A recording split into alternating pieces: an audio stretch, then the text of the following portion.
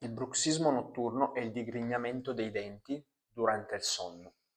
Può causare usura dentale, dolore mandibolare, cefalea al risveglio o tensione cervicale. A differenza di quello diurno, qui il controllo cosciente non c'è. La causa è legata a un'iperattivazione del sistema nervoso durante il sonno. In particolare, il sistema ortosimpatico rimane attivo quando dovrebbe ridursi, è considerato appunto un disturbo del sonno.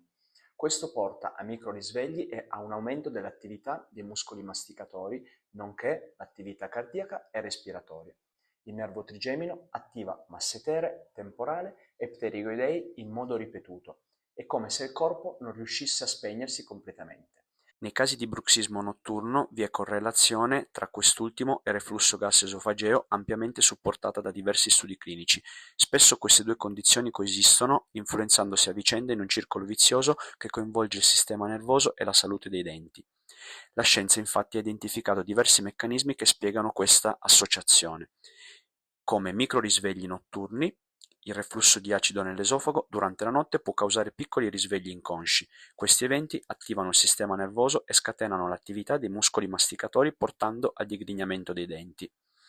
Come risposta protettiva, alcune ricerche suggeriscono che il bruxismo possa essere una risposta involontaria del corpo per contrastare l'acido. Digrignare i denti stimola infatti la produzione di saliva, che ha un naturale effetto tampone, essendo basica, in grado di neutralizzare l'acidità gastrica risalita in gola. I danni ai denti, infatti, non sono solo determinati dal digrignamento, ma anche dalla risalita in bocca dei succhi gastrici.